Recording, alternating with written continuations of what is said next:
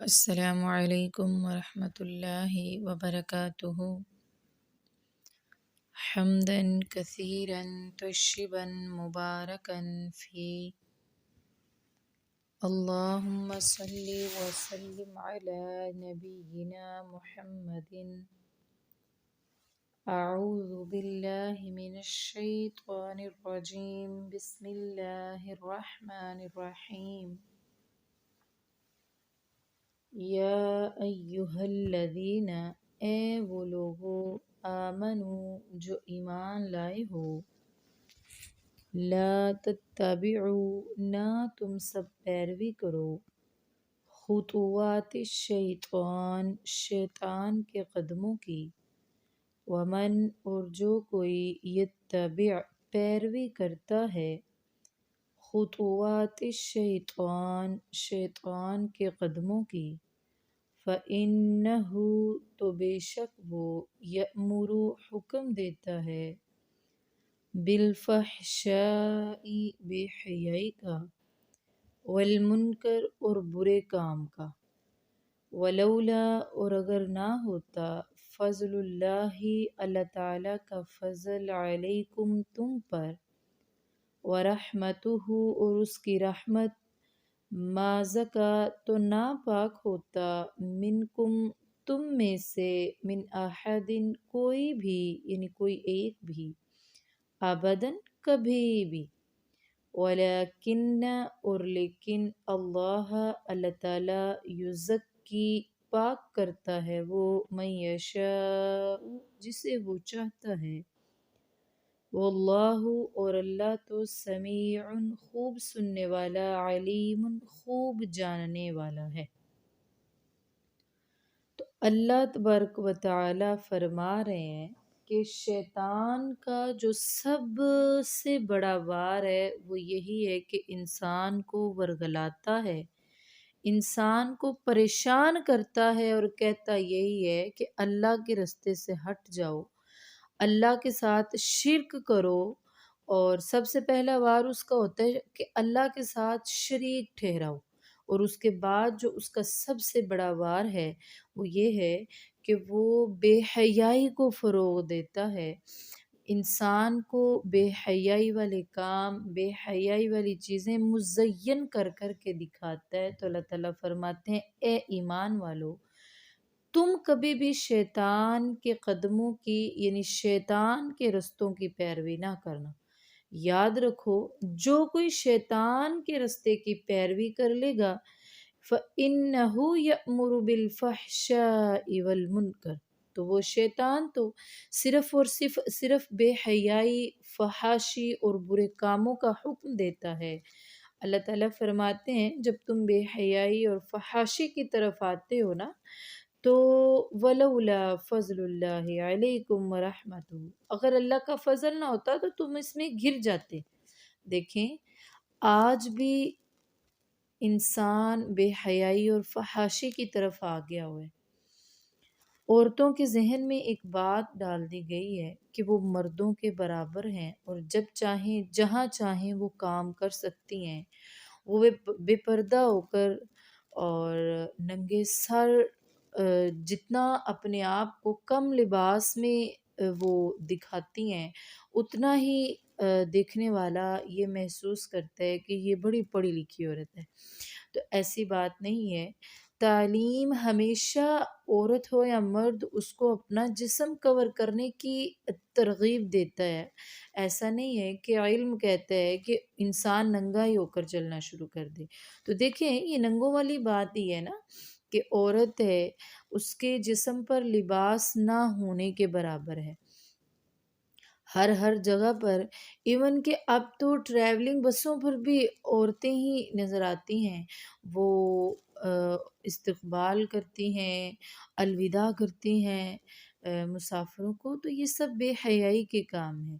ٹھیک ہے، عورت معیشت کے لیے کچھ کر سکتی ہے، لیکن گھر بیٹھ کر بھی اللہ تعالیٰ نے بہت سارے رستے بنائے ہوئے ہیں۔ اسلام بھی پابند نہیں کرتا، قید نہیں کرتا عورت کو، لیکن اسلام بے حیائی والے کاموں سے، آج دیکھیں کوئی بھی آپ کمرشل لے لیں جس میں کوئی ایڈ وغیرہ ہو، تو آپ دیکھیں گے اس میں کیا ہے، ہر کام میں چیز چاہے مردوں نے یوز کرنی ہو لیکن اس کی مشہوری دینے کے لیے عورت ہی ہوگی، تو یہ بے حیائی والی بات ہے، یعنی عورت مائل کر رہی ہوتی ہے دوسروں کو اپنی طرف، تو یہی وہ بے حیائی ہے جس کی طرف شیطان دعوت دیتا ہے۔ تو جب اللہ تعالیٰ سے توبہ کر لیں، اور جس معاشرے میں اللہ تعالیٰ کے ایسے نیک بندے ہوں جو توبہ کرتے ہوں اور اس کو برا جانتے ہوں، اللہ تعالیٰ اس معاشرے پر عذاب بھی نہیں بھیجتا، اور پھر جو لوگ توبہ کرتے ہیں اللہ تعالیٰ فرماتے ہیں یہی تو اللہ تعالیٰ نے فضل کیا تم پر، کہ تم کوئی بھی گناہ کرتے ہو پھر اس کے بعد توبہ کرتے ہو تو اللہ تعالیٰ کی رحمت کے ساتھ تمہارے اس گناہ کو معاف کر دیا جاتا ہے، تمہیں اس گناہ سے پاک کر دیا جاتا ہے۔ اللہ فرماتے ہیں اگر اللہ کا فضل اور اس کی رحمت نہ ہوتی، ما زکا منکم من احد ابدا، کوئی بھی گناہ کرنے والا کبھی بھی پاک نہ ہوتا،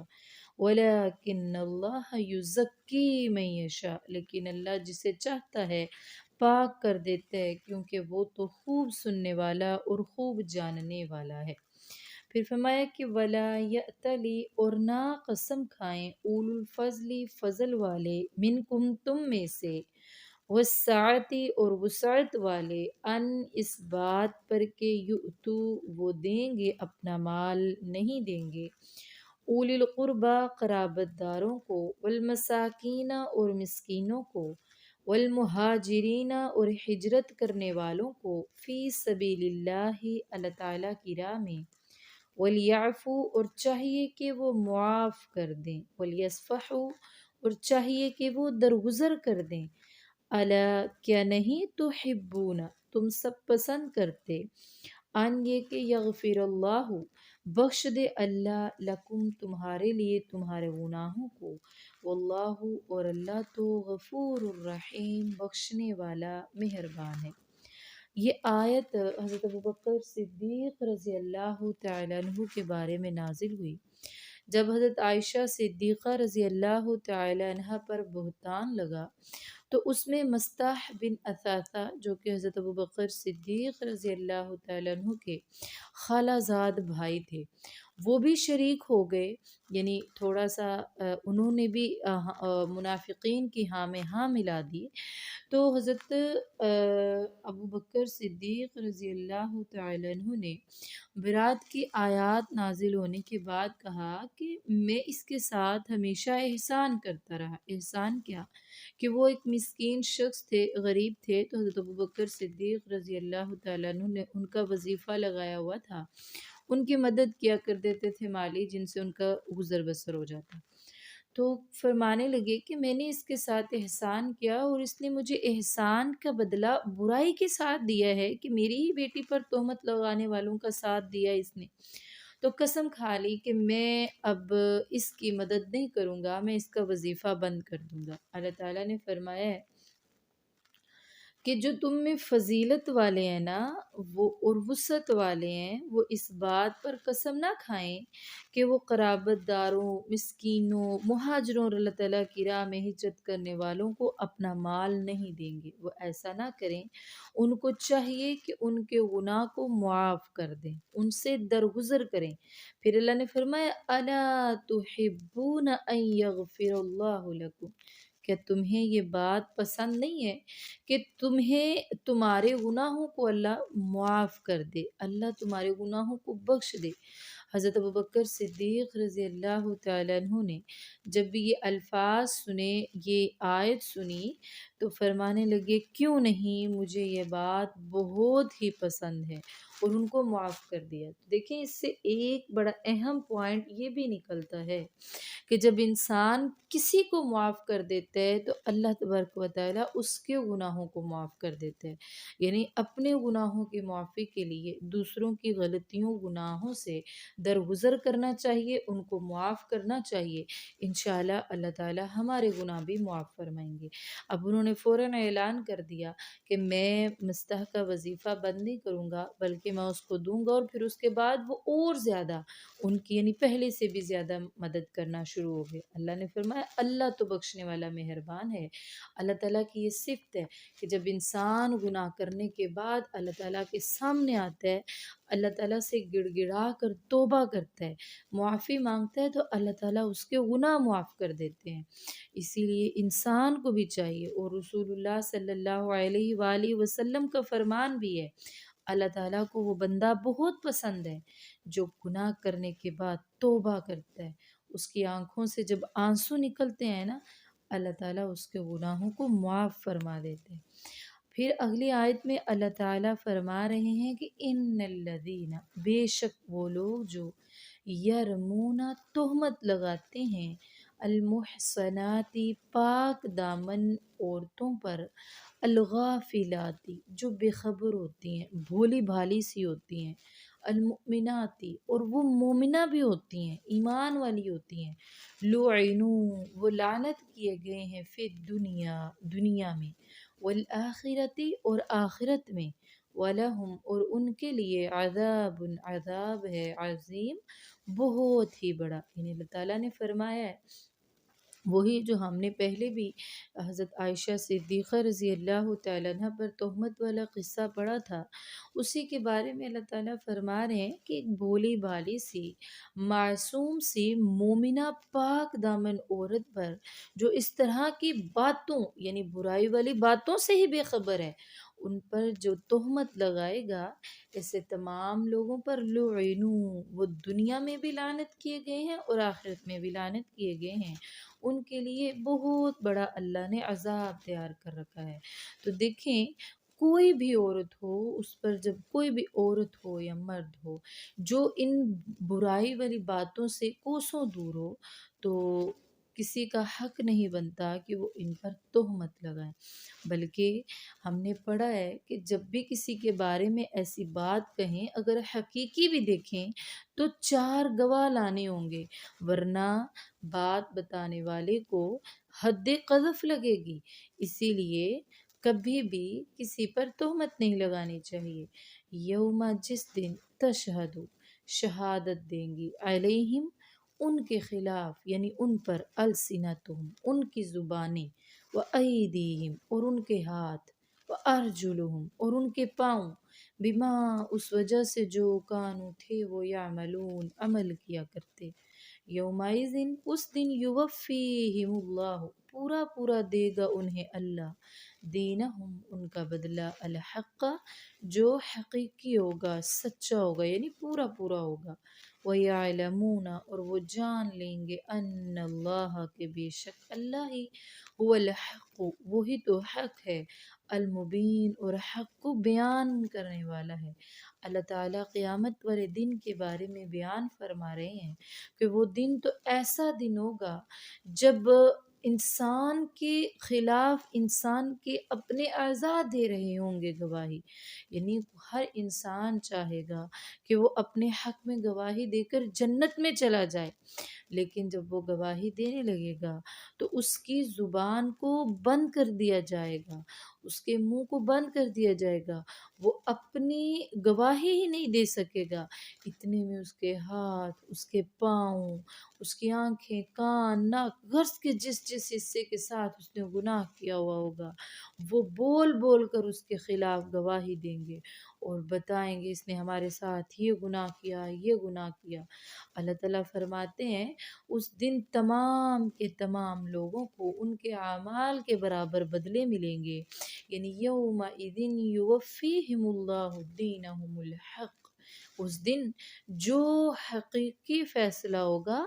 وہی ہوگا، اسی دن تمام کے تمام ان کے اعمال کا بدلہ دیا جائے گا، اور اس دن تمام گناہگار، تمام وہ لوگ جو دنیا میں اللہ تبارک و تعالیٰ کا کہنا نہیں مانتے ہیں، اللہ تعالیٰ اور اس کے رسول کی فرما برداری نہیں کرتے ہیں، اس دن وہ جان لیں گے کہ اللہ تو حق ہے، اور اس نے دنیا میں حق کو بیان بھی کیا، لیکن ہماری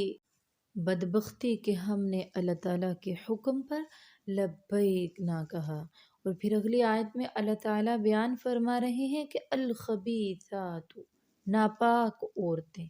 للخبیثین ناپاک مردوں کے لیے ہیں، والخبیثون اور ناپاک مرد للخبیثات ناپاک عورتوں کے لیے ہیں، والطیبات اور پاکیزہ عورتیں للطیبین پاکیزہ مردوں کے لیے ہیں، والطیبون اور پاکیزہ مرد للطیبات پاکیزہ عورتوں کے لیے ہیں، اولئک یہی پاکیزہ لوگ تو مبرؤون بری ہیں، مما اس سے جو یقولون وہ خبیث لوگ کہتے ہیں ان کے بارے میں، لہم انہی کے لیے یعنی پاکیزہ مردوں اور عورتوں کے لیے مغفرت بخشش ہے، ورزق اور رزق ہے کریم عزت والا، یعنی یہ بھی اسی کے بارے میں آیت نازل ہوئی ہے کہ یہ خبیث منافق جس طرح کی تہمت بازیاں مومنوں پر لگا رہے ہیں نا، یہ بالکل جھوٹ اور سراسر بے بنیاد باتیں ہیں، کیونکہ اللہ نے فرمایا ہے ناپاک عورتیں ناپاک مردوں کے لیے اور ناپاک مرد ناپاک عورتوں کے لیے ہیں۔ حضرت عائشہ صدیقہ رضی اللہ تعالی عنہا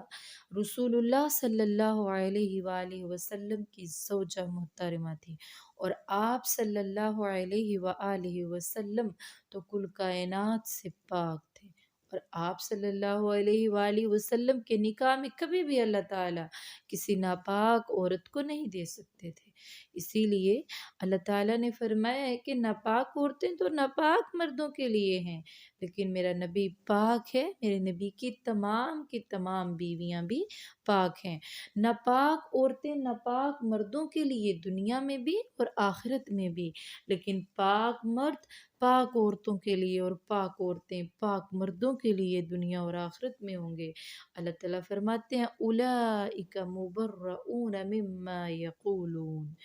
جو کچھ یہ کہتے ہیں یہی پاکیزہ لوگ تو ان تمام باتوں سے بری ہیں، یہ سب ان کی اپنی بنائی ہوئی باتیں ہیں، اور یہی پاکیزہ لوگوں کے لیے مغفرت و رزق کریم، اللہ تعالیٰ کی طرف سے بخشش کا اعلان بھی ہے، اور دنیا اور آخرت میں عزت والے رزق کا اعلان بھی ہے۔ تو آج کا ہمارا سبق یہیں تک۔ سبحان ربک رب العزت عما یصفون وسلام علی المرسلین والحمد للہ رب العالمین۔ سبحانک اللہم وبحمدک نشہد ان لا الہ الا انت نستغفرک ونتوب الیک۔ السلام علیکم ورحمۃ اللہ وبرکاتہ۔